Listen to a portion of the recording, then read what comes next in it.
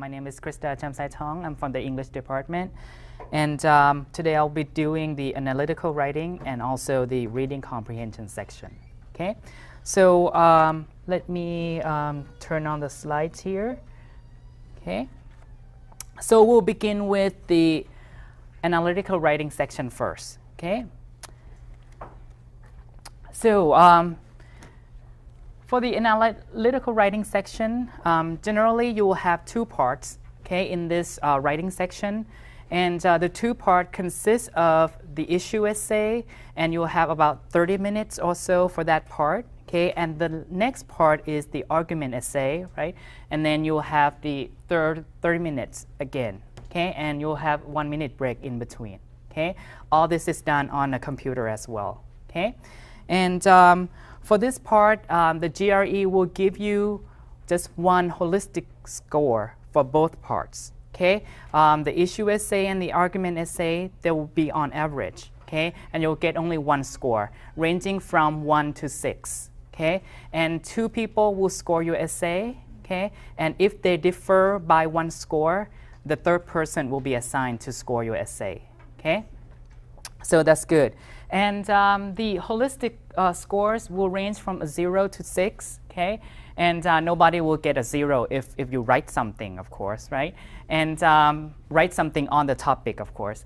But you should aim for 3 to 6, okay? Anything below, actually 4 to 6. Anything below 4 will kind of give a bad impression on your application. So at least you should get a 4. Okay, and at best you should get a 6. Okay, and then today I will give you some strategies to get 5 or 6. Okay, and you can see the rubric in the Kaplan book on page 322 to 323. Okay, but I reproduced that here for your convenience. Okay, and you can see that from 6 to 4 here. Okay. The differences lie in the quality of the argument, okay? For a score of 6, you need to give an insightfully presentation and convincingly support for the argument, okay? And for 5, you have to present a well-chosen example and strong support of your opinion, okay? But for 4, it adequately presents and supports an opinion. Okay, so you can see that the differences lie in the quality, okay, and also the quantity of the errors you make as well. Okay, and the errors you make could be the spelling errors or could be grammatical errors. Okay, and the Kaplan book has a review on grammar and mechanics, and that's going to be on page 238 to page 266. Okay, but we won't go over that today. Okay, but I'll pay attention to how you can structure your argument and how you can detect the logical flaws. Okay, so let's talk about the issue essay first. Okay, and then we'll move on to the argument essay later on. Okay, for the issue essay, okay, you are given a brief quotation of an issue of general interest, okay, and you have to discuss it, making use of your own educational and personal background, okay, and you will have to give supporting evidence in forms of examples, okay. Maybe it could be current or historical events, maybe it could be things that you have read before, or any hypothetical situations, okay, but you need examples that serve as the evidence for your argument, okay? And this part requires you to construct your own argument through a thesis, or I would call it a claim, and evidence, okay, in support of your position on a given issue, okay? So you need to have an explicit thesis statement, okay, and evidence that supports the thesis, okay? And you can find topic pools on the GRE website, gre.org. Okay, they'll give you about 200 topics or so for you to practice.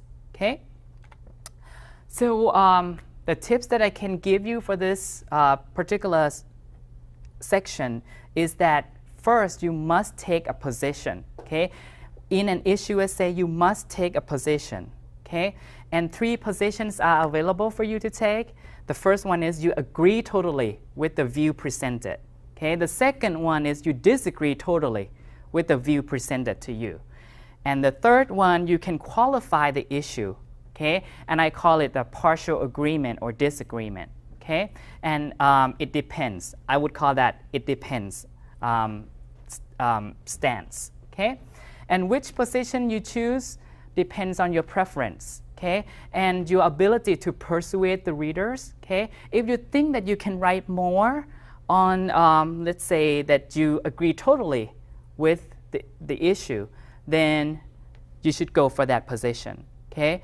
If you don't think that you can agree with the issue totally, you must select to qualify the issue, okay?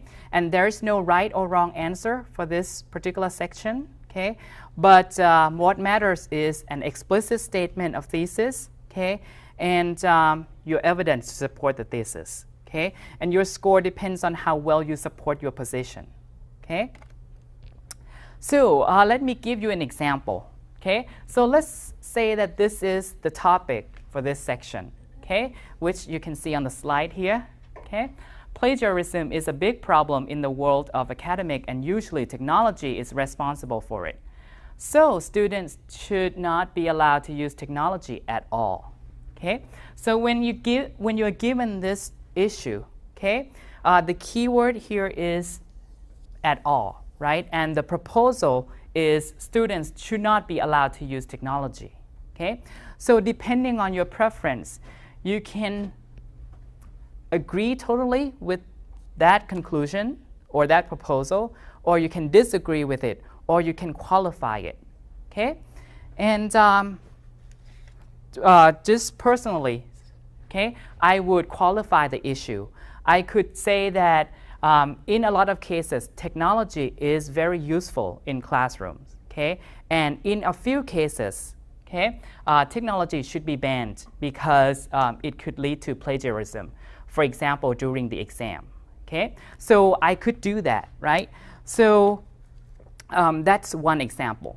For those of you who want to agree totally with the issue, okay, what you need to do is that you need to show that technology is harmful and technology will lead to plagiarism, okay? And the disadvantages of using technology would be kind of too much to bear, okay? And I'm not sure that I could support that position because I could always find exceptions. That's why I would rather go with the qualifying the issue position, okay? So, but there's no right or wrong. It depends on how you support your point of view, okay? So for the steps to take in this section, okay, I have about 5 steps for you to take, okay? And I have also the time limits here as well, okay? So within 30 minutes, you could do a lot, okay? The first step that I would like you to do is when you're given a topic, you should try to understand the topic, okay? What is it that that topic is proposing to you, okay? So you should spend about 1 to 2 minutes there, okay? Then you should select a position, choose a position, right? And remember 3 positions are available: agree, disagree, or case by case, right? Or you can qualify the issue.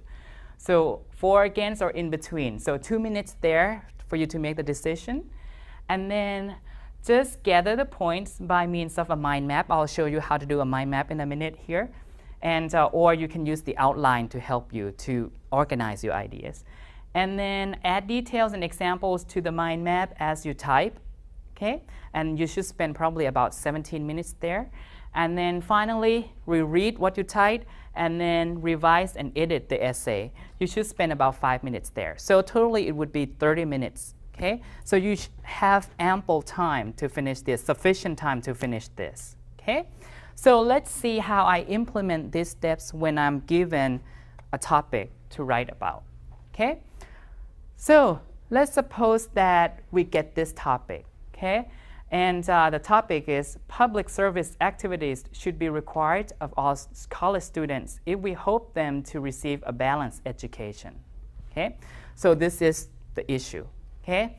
And the proposal is that all college students should be required to do public service activities because that's good for the education that they get, right? So you understand the topic now, right? So you will have, next step is for you to take a position, whether you want to agree totally, disagree totally, or qualify the issue, right? Personally, I like to qualify the issue because it allows me to show that I think about the issue kind of in a more rounded manner, okay? To think about the issue more comprehensively. So I will qualify this issue, okay? So I will say that while public activities are useful for students, okay, in some cases, it might not be a good idea to require that for all students, okay? So I will take that position, okay? So the next position is I could gather points by a mind map or an outline, okay? So let me show you how to do a mind map here, okay? So basically you use kind of a diagram, okay? So I will first start with the summary of the issue, okay? So the summary of the issue is public service activities for all students, okay? So let's start with that, right? And then I have already taken a position, right? So I said that I will qualify the issue. I will partially agree with it and I will partially disagree with it, okay? So some reasons as to why I don't think that that's a good idea include, for example, too many activities can lead to unbalanced education, right? Because the purpose of this is for students to have a balanced education, right? But too many activities required of them might lead to the negative side of that, right? So that's one point, okay? The second point is it could be too much for students who already have work to do, okay? Who already work or who have other responsibilities, okay? Some of the students are already social workers, okay? So they already do public service activities, right? So for these students, it might be too much for them, okay? And they might have families to take care of and so on. So it could be in this category as well, okay? Third one, you could say that public service activities should be a choice rather than a requirement, right? Because altruism, doing good things for the public, should not be forced, okay? Shouldn't be forced on people, right? So these are three reasons why I don't agree completely with the issue, okay? However, I could say that public activities are still useful, right, for some students. So I would have a kind of what I call the counter-argument position there. And I would say that for students who are willing to do this, you could give that as an extra credit activity, okay? Or they could choose to substitute other class requirements, okay, with the public service activities, okay? So for other students who are not occupied in other ways, they could choose to do that.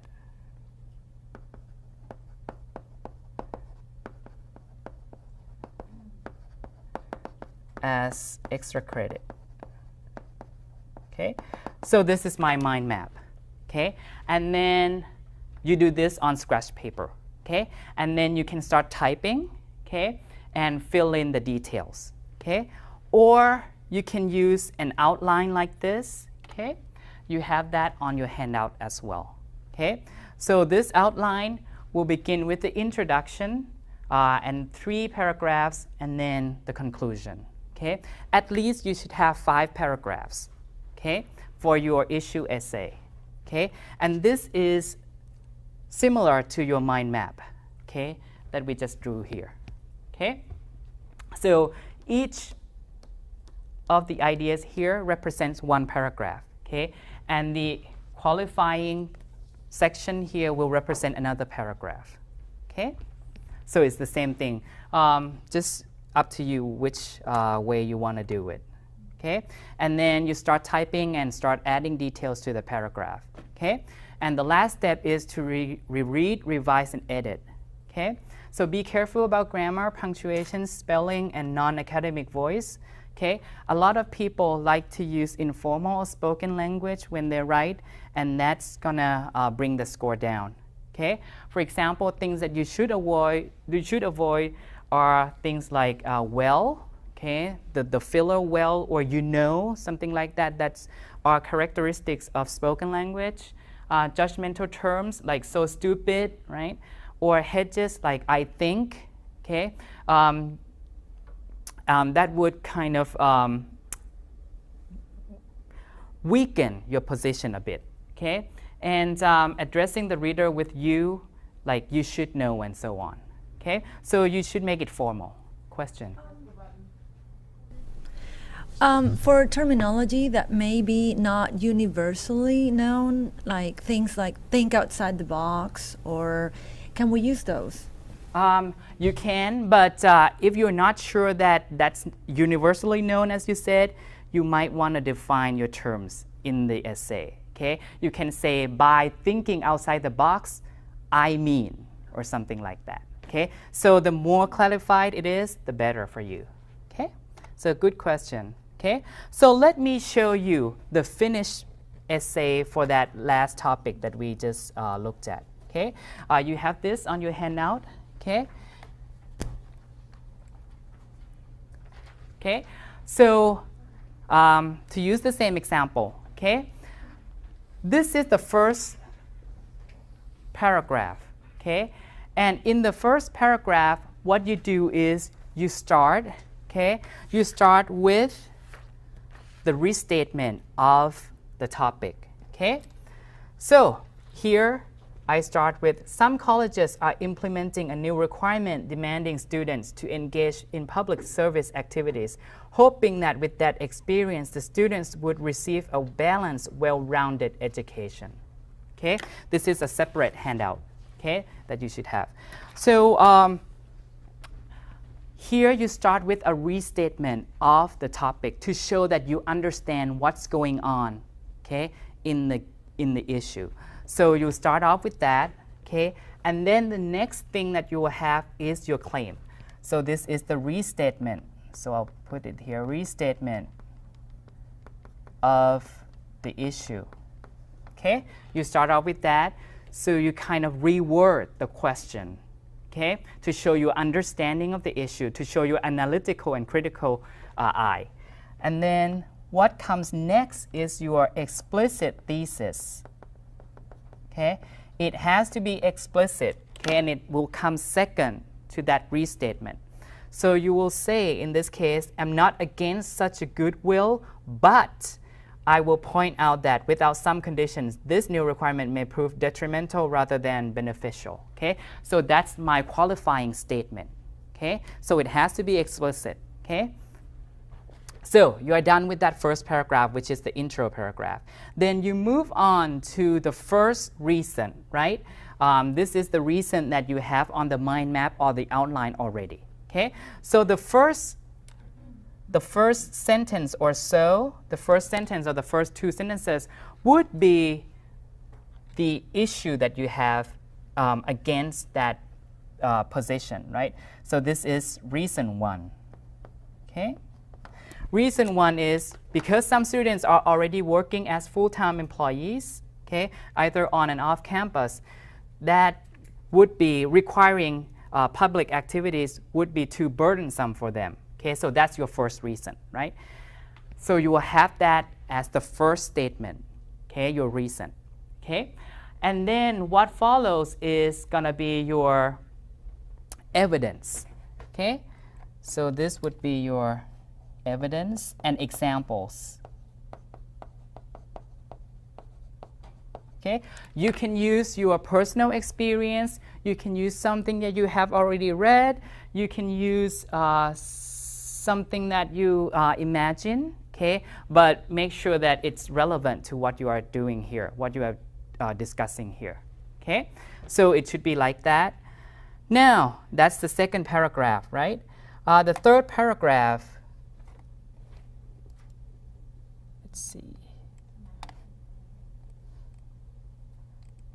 The third paragraph will be the same thing, okay? Will be the second reason, okay?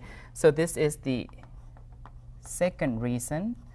And you follow that up with more examples and evidence in relation to the second reason, okay? Notice that you want to make everything connected, every paragraph connected, so you want to transition words like in addition here, okay? To show that this paragraph is connected to the previous paragraph, okay? So you do that with the third one. Now you come to the fourth paragraph, right? And this is where you will indicate the qualifying issue, right? So you start with the transition word, however. You see that? To indicate that it's contrastive. Okay, it's a contrastive idea. Okay, and again, you will have the third point here, the third reason or the third point, and what follows is going to be evidence again, in the form of examples, personal examples, or something that you have already read. Okay.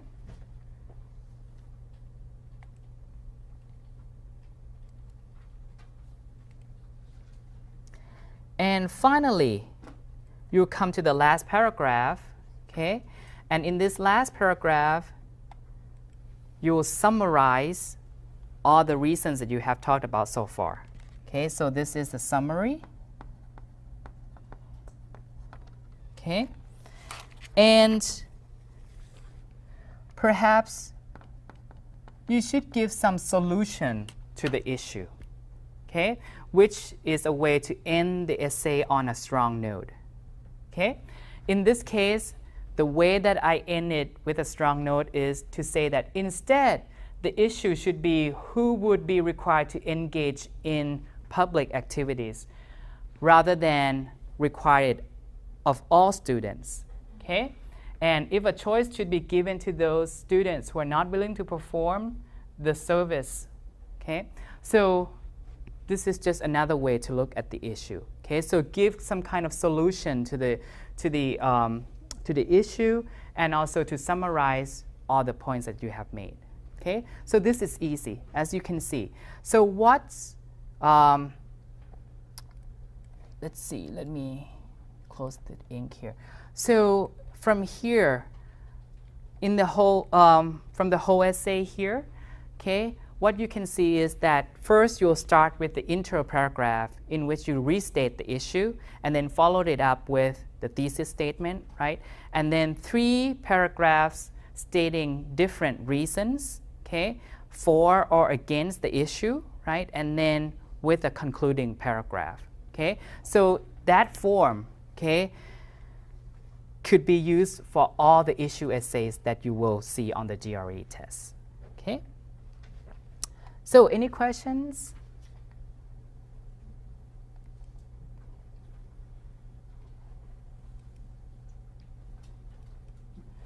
And here, I give you a useful template for you to use, okay? And you can construct this template at home, okay, before you go into the test room, okay, and practice using the template, okay? And you have this on your handout as well. Okay, so in paragraph 1, paraphrase the issue, restate the issue, and then if you want to qualify, okay, the issue, have that word, okay, use that word, however, okay, and then with your claim, followed it up with your claim, and then 3 or 4 paragraphs stating your different reasons. Okay, sorry for that. Stating your reasons. Using your personal experience, news, historical events, or a statistic or whatever you want to use, okay? And they should be similar, okay, as supporting paragraphs.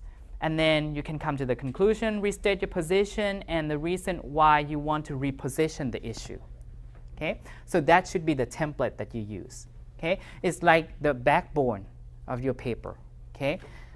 No matter which topic you are given, you can use this template, okay?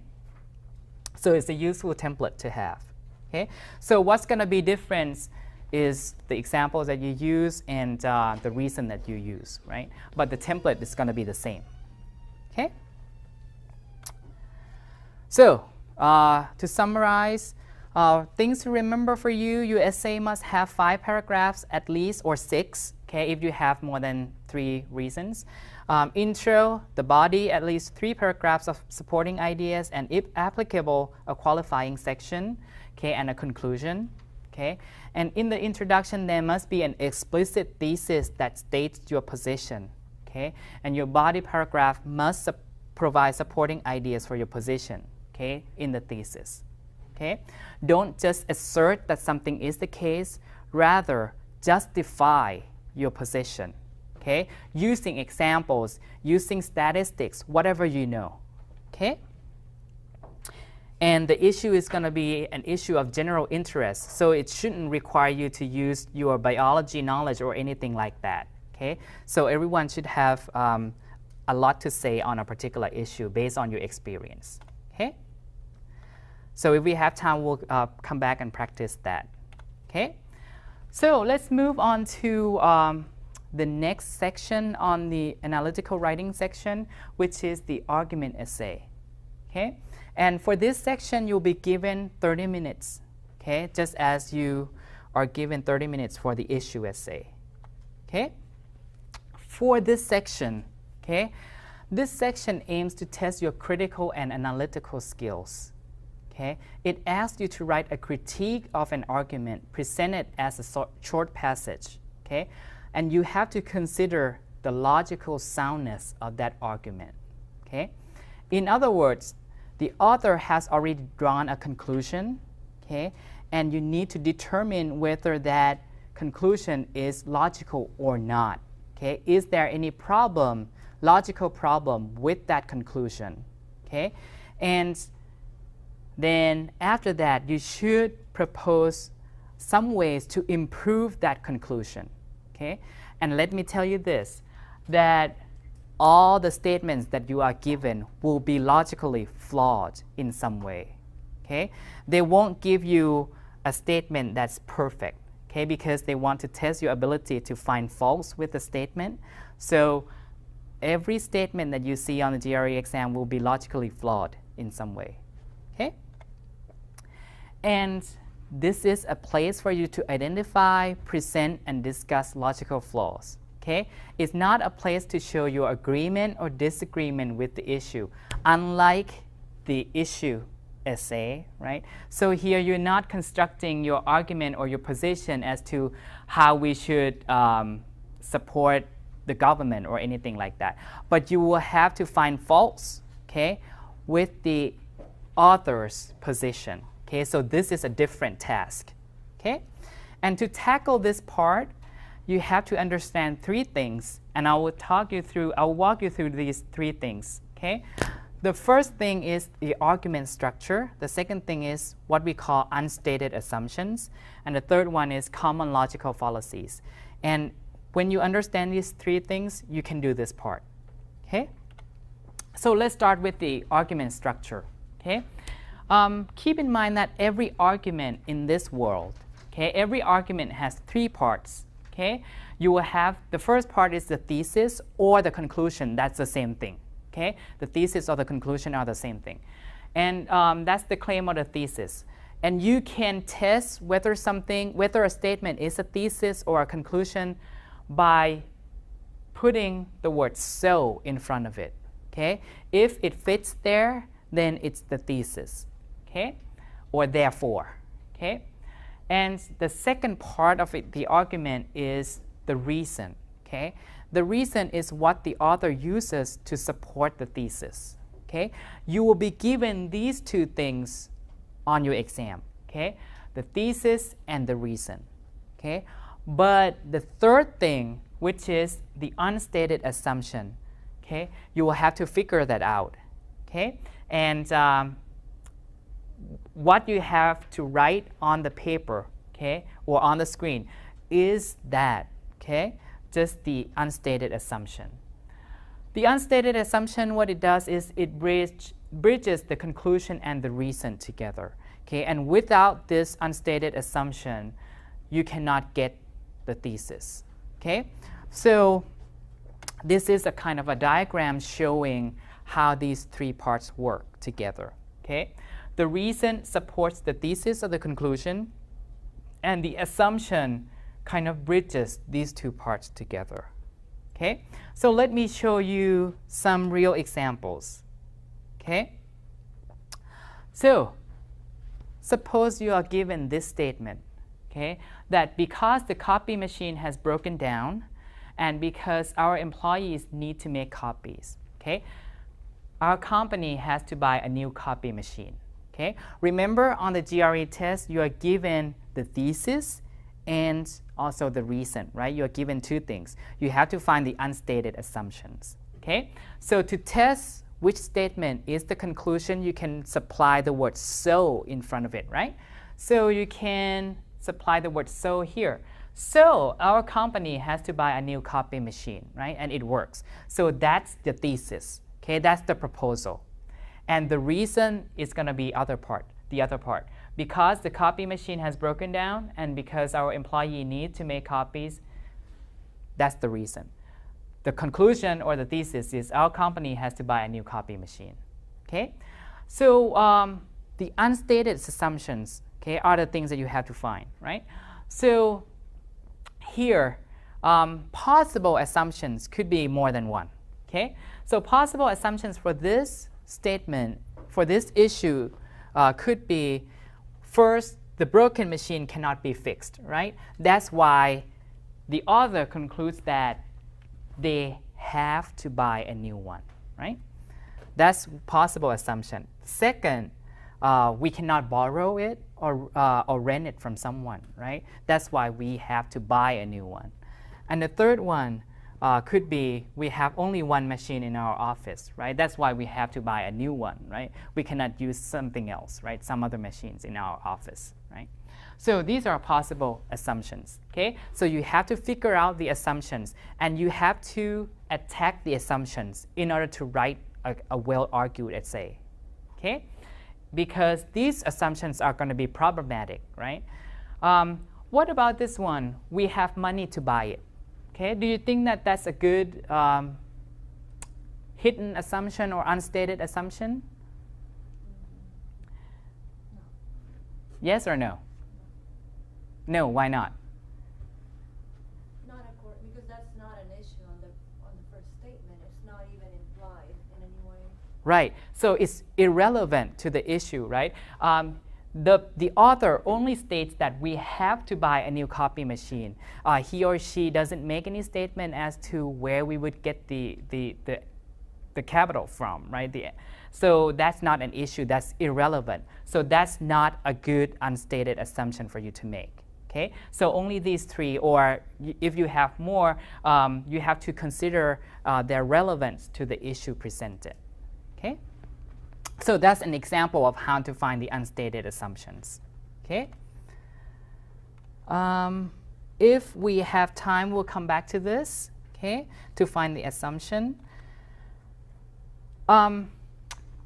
Okay, before we move on, this is not a good thesis for an issue essay. Okay? This is a bad one.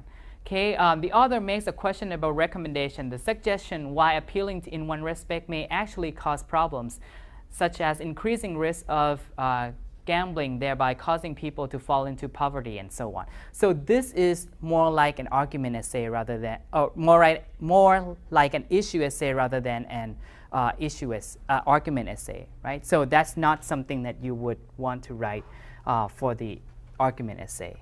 Okay.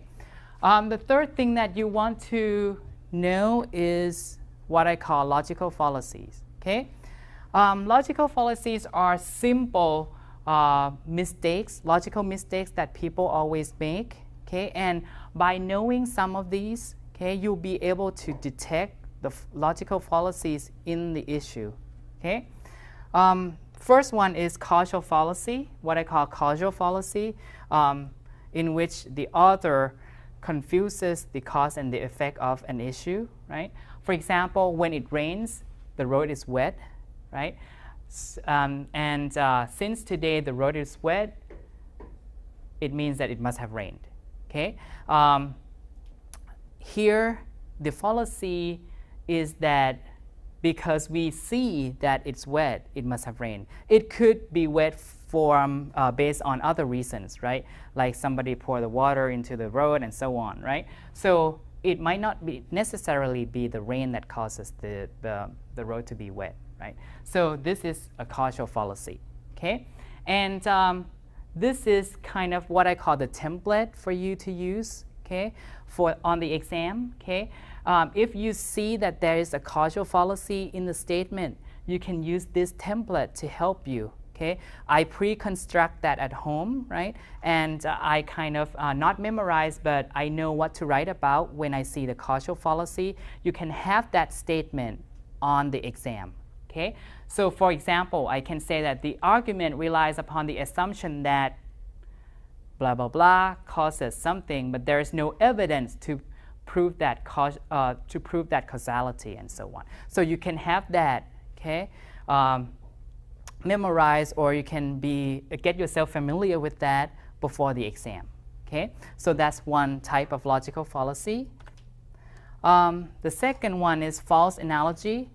Two things are similar in one aspect, but may not share other aspects, right? And you will see this a lot on the GRE test. Okay, they might try to compare two cities, okay, or two states, okay, and they will conclude that since city A did something, we should follow suit, okay, and that assumes that two cities are similar, okay, in every way, which is not the case. Okay, so you'll find that a lot, and this is a kind of a pre-made template for you to use. Okay, so you can at home you can get yourself familiar with that, okay, and prepare yourself for the exam. Okay, and there are other fallacies. Limited choice fallacy, take it or leave it, which means you have only two choices available. Okay, which in reality is not the case, right? You may have more choices to choose from, right? Just like in the example that we just used, we have to buy the machine, okay? Buy or not buy it. We could rent it, right? We could borrow it from someone else. That could be an option too, right? So that's one fallacy that you might want to consider. And this one, the next one, the number fallacy, is another one that you'll find a lot on the GRE test, okay? So basically, a person uses a number, okay, to justify the conclusion that he or she makes. Okay, for example, the Body Combat Club claims that the university should support more funding because its membership has increased by 100% recently. Okay, and the number that they use is the 100% increase in the membership, right? Which might not be the reason as to why more funding should be given to the club, right? Other reasons or other factors should be given also in order to get more funding, right? Survey statistic fallacy is another one that's interesting. Okay, typically the GRE test will present you with some statement about a poll that some people collect. Okay, they'll use that as a reason to support the conclusion. Okay, but you will have to attack that fallacy. Okay, saying that you don't know. Okay, saying that you don't know who conducted the poll, for example, and you don't know whether the group or the population would be representative. Okay, to make that conclusion. Okay, because they won't give you any details about that on the GRE, so you have to attack these points. Okay. Always the same fallacy Okay, what happened in the past would be taken as the same for the future. Okay, and you can attack that fallacy as well. Okay, against the man fallacy, this one would attack a personal characteristic of a person and says that that person is not suited for the job. Okay, but that personal characteristic might not have anything to do with the job. Okay, so for example, Bill Clinton is a bad president because he's unfaithful to his wife. Okay, so the thing that you have to attack is being faithful or not faithful to his wife might not be related, might not be relevant to his quality as a president. Okay. Straw man fallacy. This last one is to take an issue to an extreme. Okay, just like a straw man, right? Those who favor gun control legislation just want to take all guns away from responsible citizens and put them in the hands of the criminal.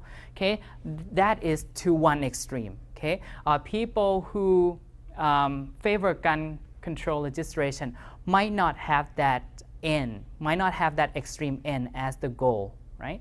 So you can attack that as well. Okay, so these are 9 common fallacies that you will see on the GRE test. Okay, just get yourself familiar with these fallacies so that when you are presented with an issue, you can recognize the fallacy readily. Okay, and also you can use the pre-made template that I have here as something that you would have on the essay as well. Okay, question?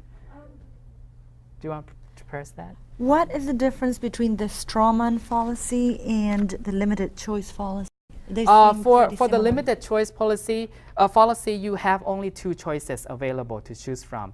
Either you are against us or you are with us, right? But in reality, you have more than these 2 choices, right?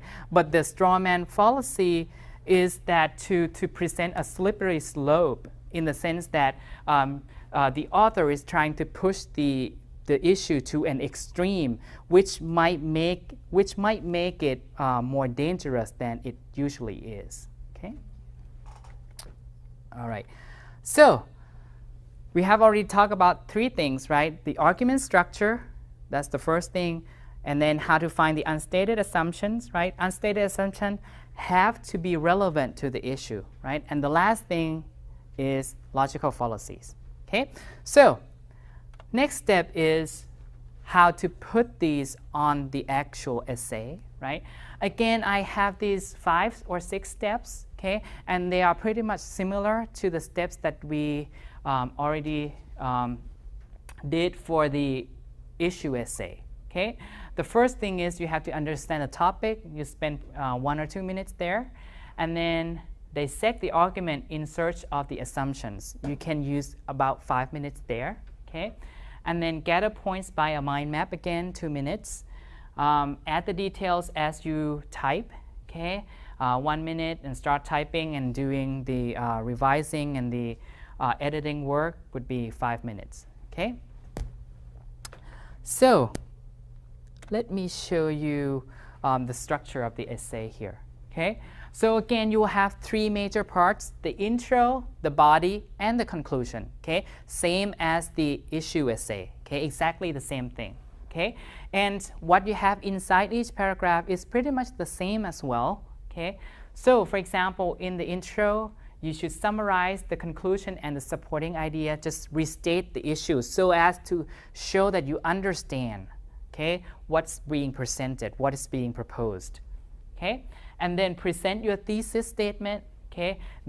It's logically flawed, right? That should be the same for all argument essay, right? Because, as I said, all the statements that are given to you will be logically flawed in some ways, right? So you will have to say that it's logically flawed, okay? And then why it's flawed, briefly, okay?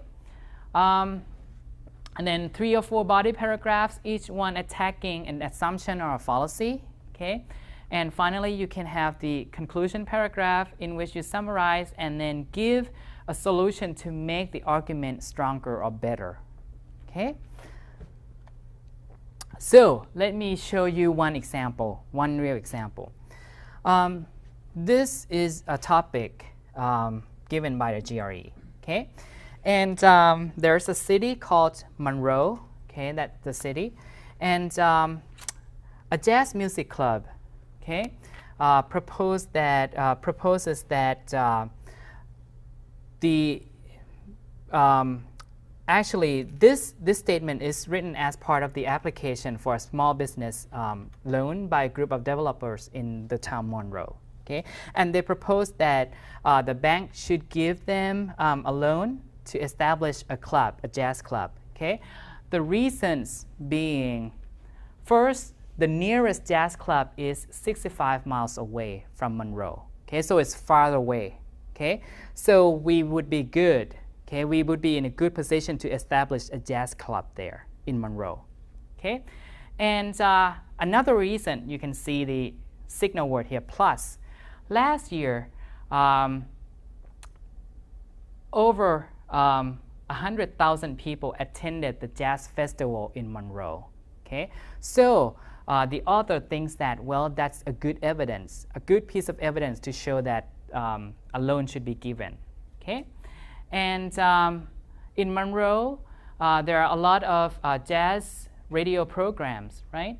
And people like it. Okay. And there's a statistic here given to you. A nationwide study, right, shows that a jazz fan spends about $1,000 per year on jazz products. So that's why to establish a jazz club in Monroe would be a good idea. Okay, so that's all the reasons. Do you think that all the reasons here are logically flawed in some ways? Again, when you are given a statement like this, you have to suspect that it's logically flawed, right? On the GRE, of course, for the purposes of the GRE. Do you think that there are some problems with the reasons? What could be some problems? Remember the fallacies that we just talked about? The people that attended the jazz festival might have not been from Monroe. Right. So the sampling group, right, might not be representative of the people in Monroe, right? So there could be people from somewhere else, right? And that wouldn't support the argument that people in Monroe will buy the services of the club, right? Anything else? So that's a good one. Anything else? So there are like about 3 reasons, right, that the author gives to support his position, right? The jazz club is 60 miles away. The 100,000 people attending the jazz festival last year, and also radio programs, and the nationwide study, like that shows that people spend about $1,000 per year. Okay, so you have to attack these 3 or 4 reasons. So that's one already. Anything else? And there's no guarantee that they'd spend $1,000 a year at a jazz club in Monroe. Right, right. So people who spend $1,000 on jazz products elsewhere might not do the same, right? Might not have the same buying behavior in Monroe too, right? So that would be another one to attack. Anything else?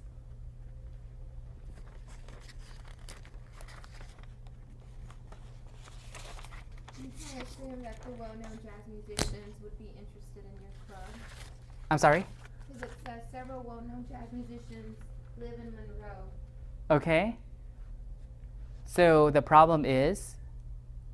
That those jazz musicians would maybe not use their club. Right, right. That could be another one. Anything else? Or that the Then they have a contract with someone else. I'm sorry? Then they have a contract with someone else elsewhere. Yeah. I mean, I'm going really. Right, right, right. Folks, be sure to press the button when you speak. What about the high-rated radios programs?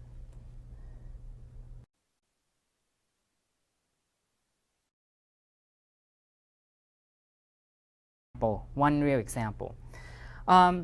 This is a topic given by the GRE, okay? And there's a city called Monroe, okay, that's the city. And a jazz music club, okay, proposes that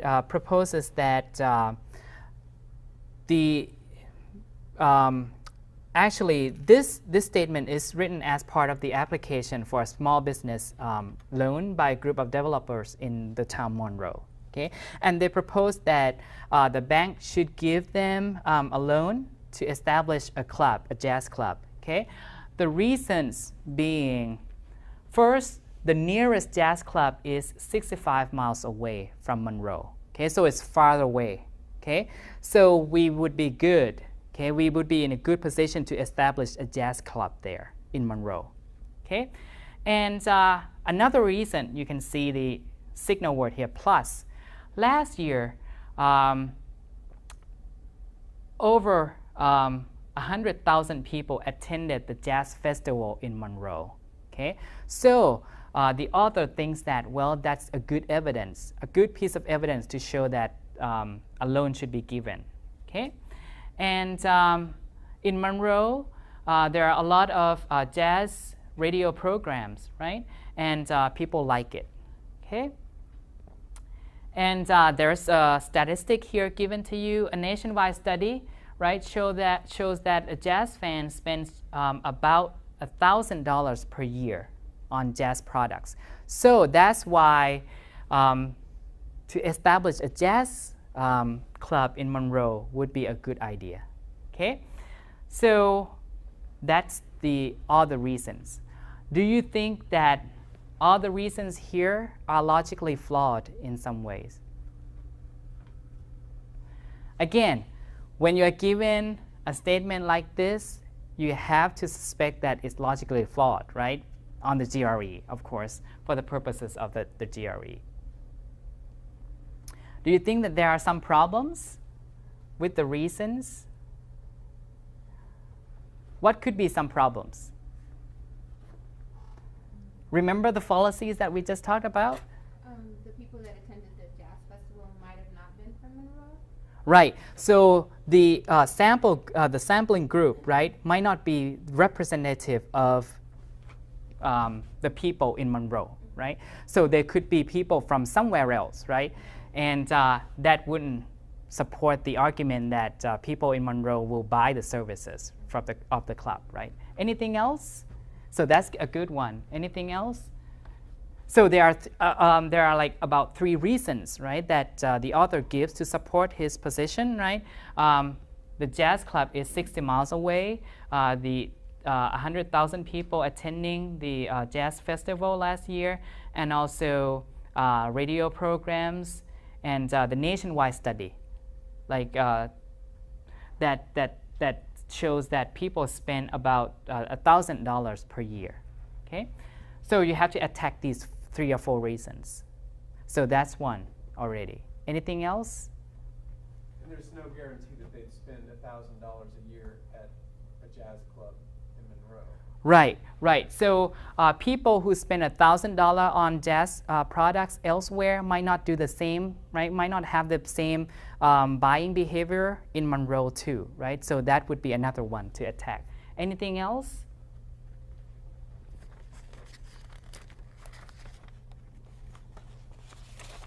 You can assume that the well-known jazz musicians would be interested in your club.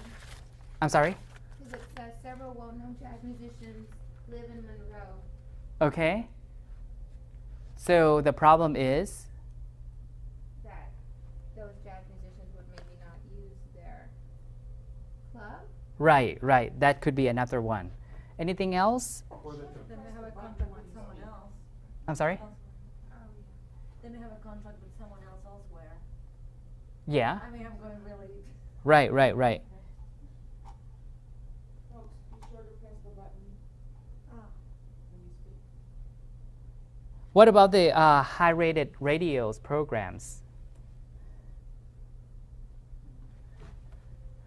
The fact that radio programs are popular in Monroe wouldn't be a convincing piece of evidence to support that the club would be successful too, right?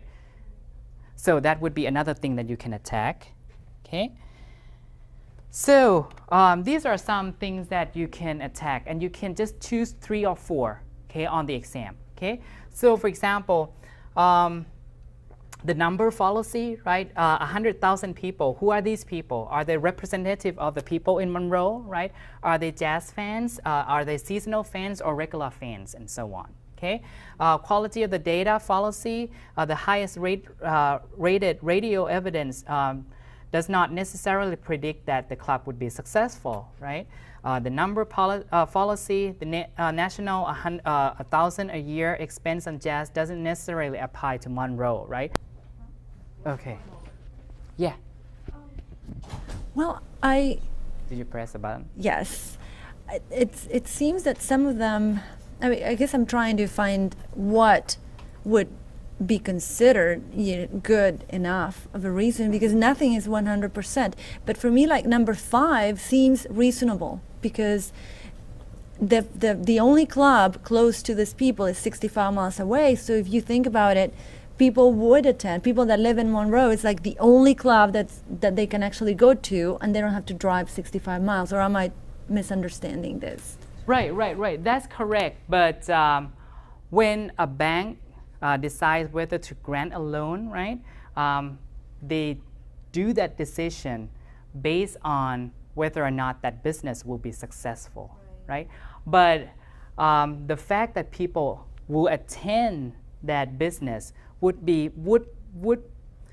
not be a good convincing piece of evidence for that business to be successful, right? That could be like during the initial period of the business, right? People might attend that jazz club during the initial period, but then later on it might not prosper. That could be one thing, and you could say that in the actual paper, in the actual essay as well, right?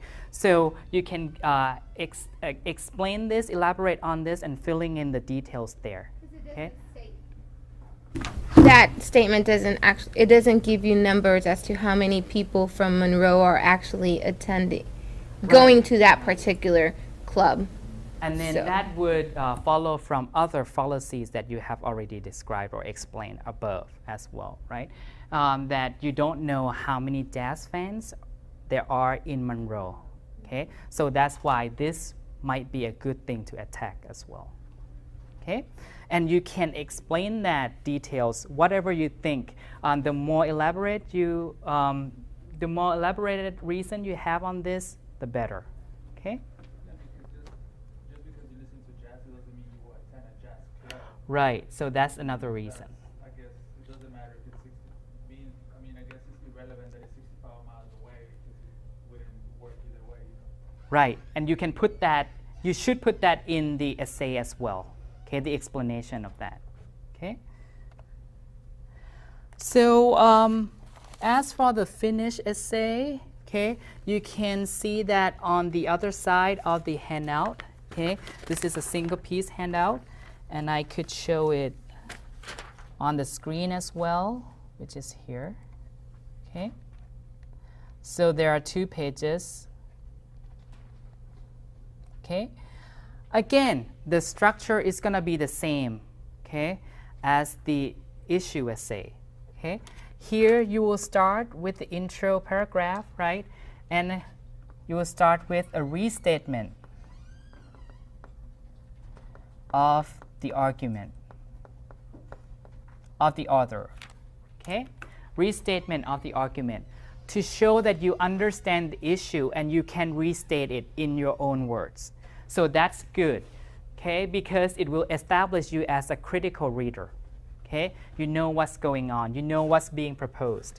And then your claim, your thesis. And your thesis should be the same, right, in that you will say that it's logically flawed, okay? While the argument seems convincing on first glance, there are significant and underlying flaws that raise doubt about the author's conclusion. You can use that as your thesis for all the argument essays, okay?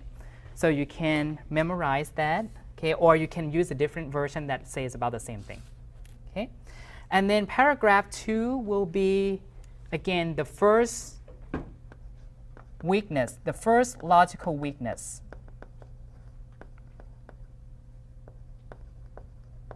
Okay? And then you will explain, you will elaborate on that weakness, right? Using examples, using explanations as to why you don't think that that's a strong logical piece of evidence, okay? And you do that with, let's see, you do that with all the paragraphs here, and you should have about 3 or 4. You should have about 3 or 4 logical weaknesses, okay?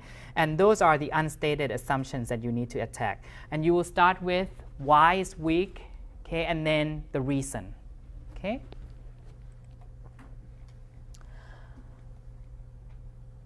Finally, you will come to a conclusion. Here is the concluding paragraph. In the conclusion, you need to summarize. This is the same for the issue essay as well. You need to summarize all the weaknesses. You need to summarize all the weaknesses. And then, ideally, okay, this is important, you need to give some suggestions as to how the argument could be stronger, okay? For example, in this one, therefore, if the author were to provide greater evidence regarding the jazz festival, the radio listeners, and the relevance of the national survey, and the similarity between this club and the competitor, his argument would be more convincing, okay? So these are the suggestions that you make, okay? And the suggestions stem from all the logical weaknesses that you have already identified, okay? You can say that if more evidence could be given on this and this, right? And if for example, if the survey discloses who conduct the surveys and who were the participants, you could do that, okay? So again, don't forget to have the suggestions at the end, okay? So this will show that you have the critical skills, okay, on the GRE exam. Any questions about the argument essay? So to summarize here, for both parts of the analytical writing section, okay, you have to write 2 types of essays, right? The first thing is the issue essay, and the second thing is the argument essay. And the tests are different, okay? But what's the same is the structure of the essay, right? You have to have the intro where you restate the issue, right? And then you have to have the thesis, okay? And then 3 or 4 reasons, okay? With examples and with explanations. And then you have a conclusion which restates all the points that you have already made, and then provide some suggestions as to how you would make it better, okay? So since we are tight on time here, let's proceed to the reading section, okay? The reading section here is part of the verbal section, okay? And for the reading section, you will have about 10 passages or so, okay? But the good thing is that you will have only 1 paragraph passage, or at most you will have 2 paragraphs passage, okay? So that's good. It's not as long as it used to be, okay? In the old format, you might have like 5 paragraphs passages, okay? So, but here it's good that you have only 1 or 2 at most, okay? And you'll have 10 passages, okay? And you'll be asked about 2 to 4 questions based on each passage, okay? And the questions will test your ability to assess the author's purpose and meaning. That is the main idea. So you have to be able to catch the main idea of the passage, okay? And it will test you the ability to make inferences that can be drawn from the passages, okay? And finally, the ability to locate the specific information. This is something that has just been added to the new format, okay? So I'll talk about the question, these questions in order. Okay. You will have about 3 types of questions on the reading comprehension part. Okay. The first type is that you will have to select the best answer choice from 5 choices given. Okay. And it's usually going to be about the main idea or what's implied by the passage or what's incorrect or correct about the passage. Okay. And this includes a function question. Okay. I'll talk about a function question later on. An example is the bolded sentence in the passage functions to. That's the function question. Okay. And then you'll be given a bolded statement, okay, from the passage. Okay. And you have to answer, choose the answer that best represents the function of that bolded passage. Is it the thesis statement, or is it the conclusion, or is it doing the supporting evidence for the passage? Okay, so you have to choose the best answer choice from all of the 5. So that's one type of question. The second type of question is you have to select all that apply, meaning you will be given 3 answer choices, and you have to choose answers that are correct, okay, which could be more than 1. Okay, and no partial credit will be given to partial answer that you choose. So for example, which of the following is or are correct according to the passage? X is Y, Y follows Z, Z causes A. So if this and this are correct, you have to choose both. Okay? If you choose only one, you will get no credit for it. And if you choose the wrong answer, then of course you're not given any credit for it, right? So you have to choose all that apply. Okay? So if all of them are correct, you have to choose all of them, all 3. Okay? If you think that the first and the second are correct, you have to choose that both. Okay? So you, in this kind of question, you have to consider each choice separately. Okay? Meaning this first choice has nothing to do with the second choice, and the second choice has nothing to do with the third choice. You have to consider each choice separately. Okay? And the third type of question is for you to locate a specific sentence in the passage. Okay? So you have to use the mouse to click on the statement, on the proper statement that that corresponds to the question. Okay?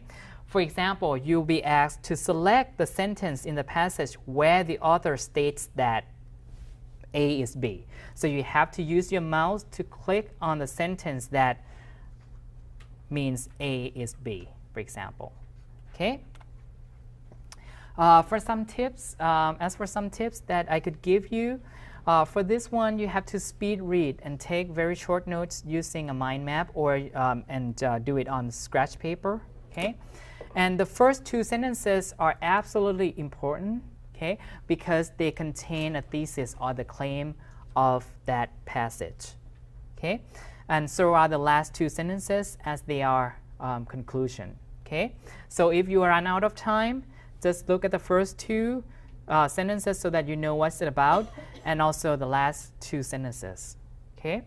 And use your notes to find the right paragraph where the right information is, and never memorize anything, okay? Because you are not tested on memorization here, and you can always go back to the passage.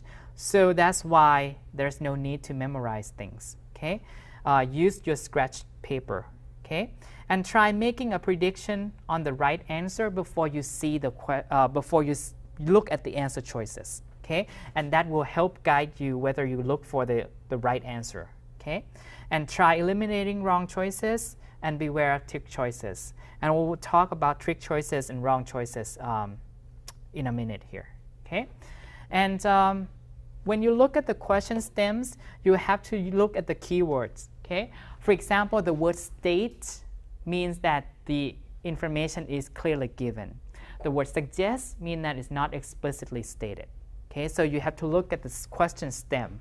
Okay, and passages will have keywords like however, nevertheless, in addition, and so on. So those are the keywords that you need to take a note of, and then for example, however means that it's it's going to be contradictory, right? So note those keywords, okay?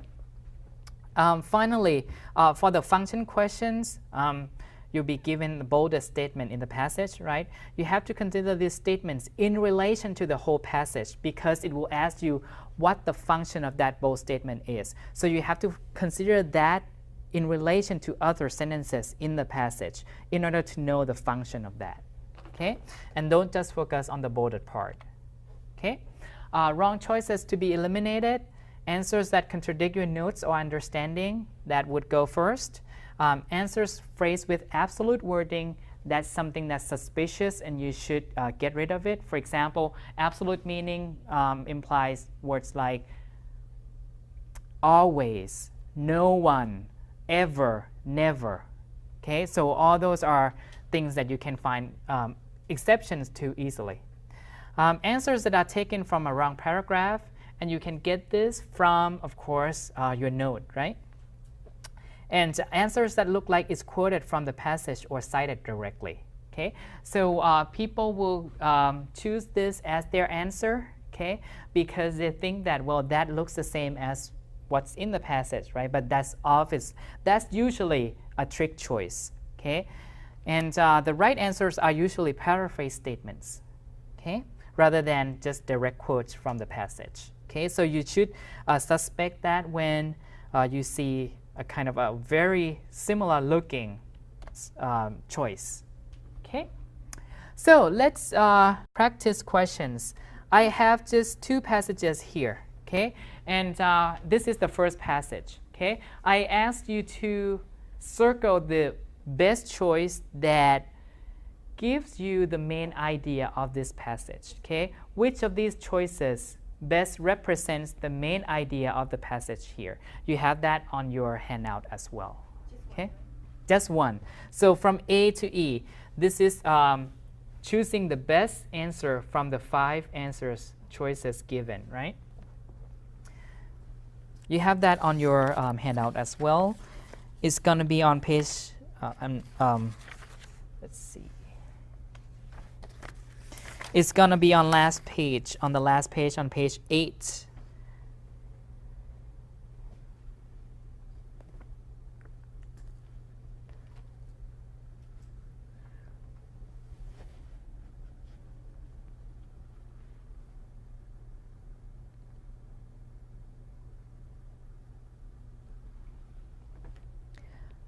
I'll give you 2 minutes.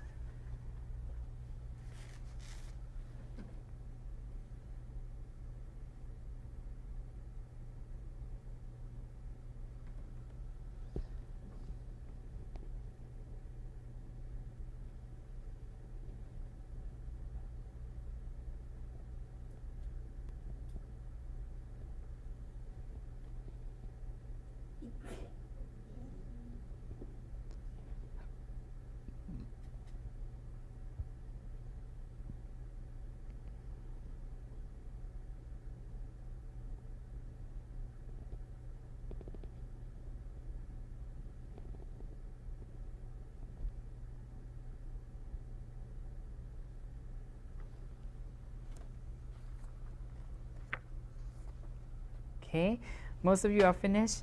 So which of these choices would have to go first, do you think? Which choices you could eliminate first?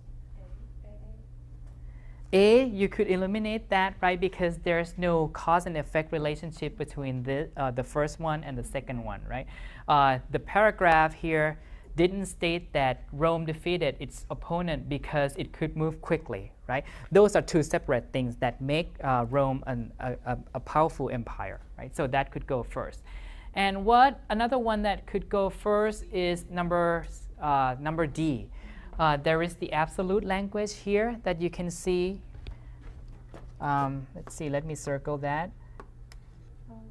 Was always better, right? The paragraph didn't say anything about being always better, right? So that will have to go. So we have B, C, and E left. Okay? So what's the answer? We have someone say B, some people say C. We don't choose E, right? I didn't hear anyone say E.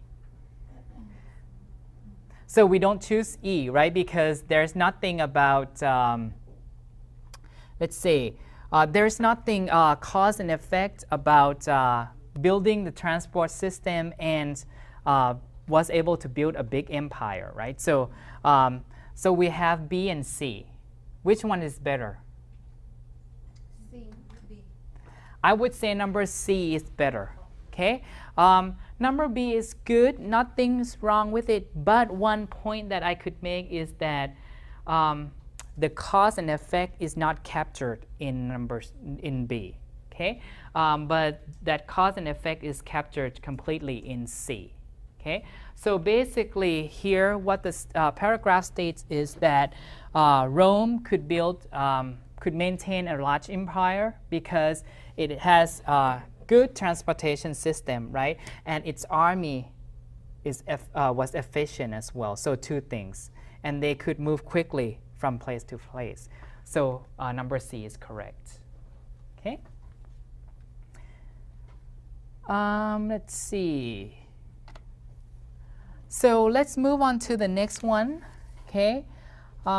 Here I have two questions based on this passage. Okay. I'll give you about 2 minutes. Okay, to do two questions. You see the bold statement, right? And the question asks you about the function of that bold statement. Okay, that's the first question.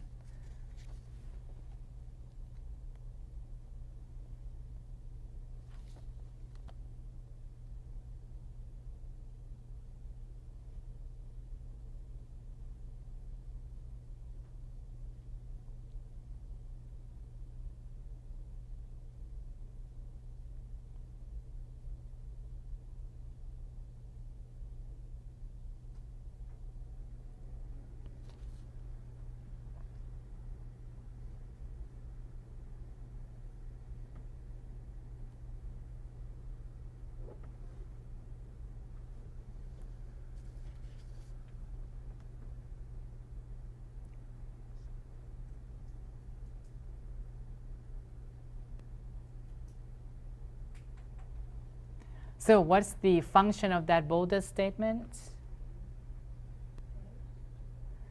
Develop an argument, conclusion of an argument, evidence supporting a conclusion, evidence supporting an objection or thesis.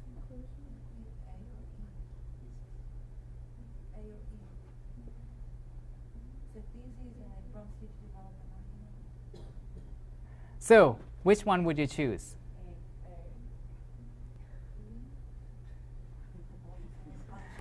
So which one could you eliminate first? C and D. You can eliminate C. Okay, you can eliminate D. It's not the conclusion. It's not the conclusion. So what else do you have? Develop an argument and then the thesis. So it is the thesis, but it prompts you to develop an argument. So I would choose, in this case, number E, a thesis. The thing is, a thesis will have to be an explicit statement, okay? And anything could develop an argument, okay? This one could be an argument as well. Different standards of media coverage account for this erroneous belief. That could be the function. The function could be to develop an argument as well. So, but this one, it's best to choose that it's the thesis sentence, okay? Because without that, you can try cutting it out. And then without that, the paragraph here wouldn't have a unified kind of a statement that would cover all the arguments being made here, okay? So you would choose it as a thesis, okay? So, and following from that, what's the best statement that represents the author's main idea in this paragraph?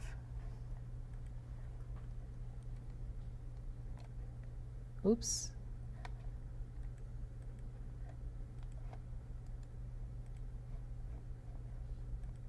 Let me turn this off.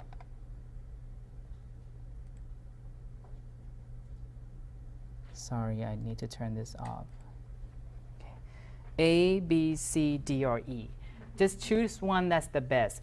Sometimes you might see two equally good ones, but there will always be the best one. Okay? G or E is about choosing the best answer.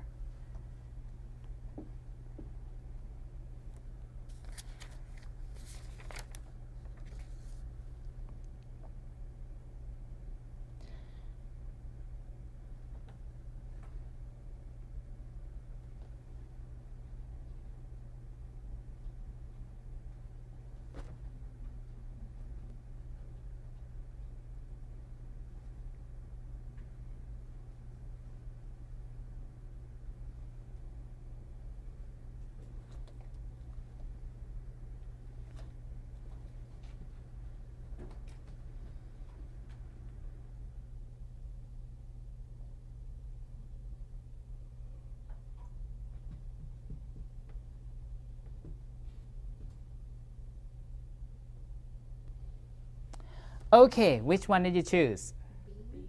Number B is the best answer. Okay? Number A is not correct because this is beyond what the passage says. You cannot choose anything that goes beyond the passage. Okay? And you cannot use your personal knowledge, personal experience, or anything like that when you read. You have to go by the passage, what the passage says. Here, it doesn't say anything. The passage didn't say anything about it being relatively minor. So you can cut that out, take that out. Number C, this is the weakness there. Driving is more dangerous than flying because different standards of media have forced airline to improve the safety standard. That has nothing to do with the passage, so that's out. Number D, many people believe that flying is more dangerous than diving, even though overwhelming evidence points to the opposite conclusion. This is the opposite of what's being presented there. And number E, media coverage is responsible for the belief that flying is more dangerous than driving, even though every year more people are killed.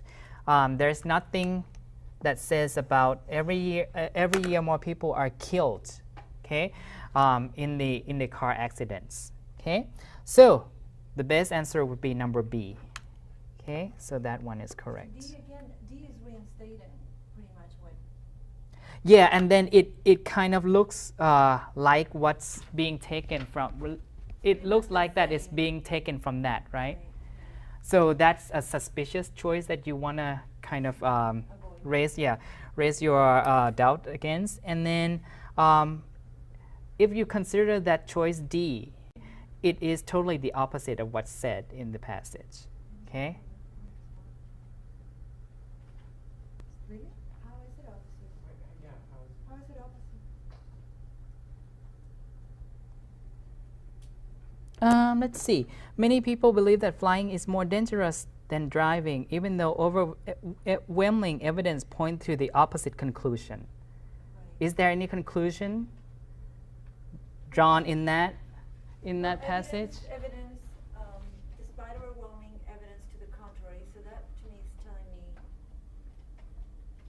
See, I feel that D is pretty much the same first sentence, just expressed in different order.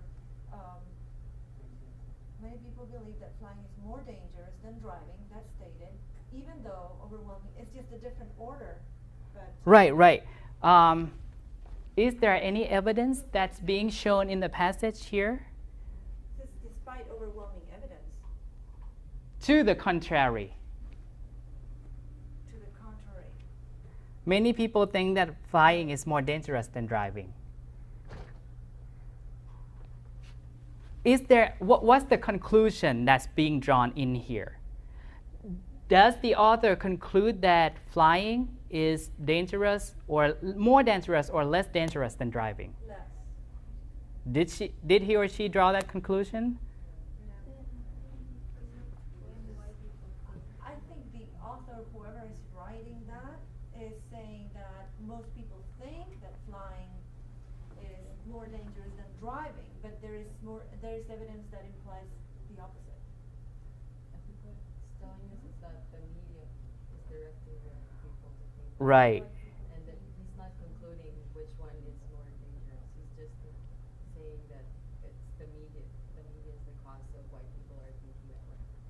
Right. So there's no conclusion that's being drawn by the author, right? That's my point, that there's no conclusion that's being drawn whether flying or driving is more dangerous, okay? Because what the media does is only, right, direct people attention to the news, right? But here, some conclusion is being drawn here, right? So, any other questions? No? So, today we have looked at both sections, the analytical writing section and also the reading comprehension section. I hope that some tips that I have given you today would be useful for you to use on your essay and your reading comprehension part, okay? And I wish you all the best in your GRE test, okay? And if you have any questions, just let me know, okay? And let's see.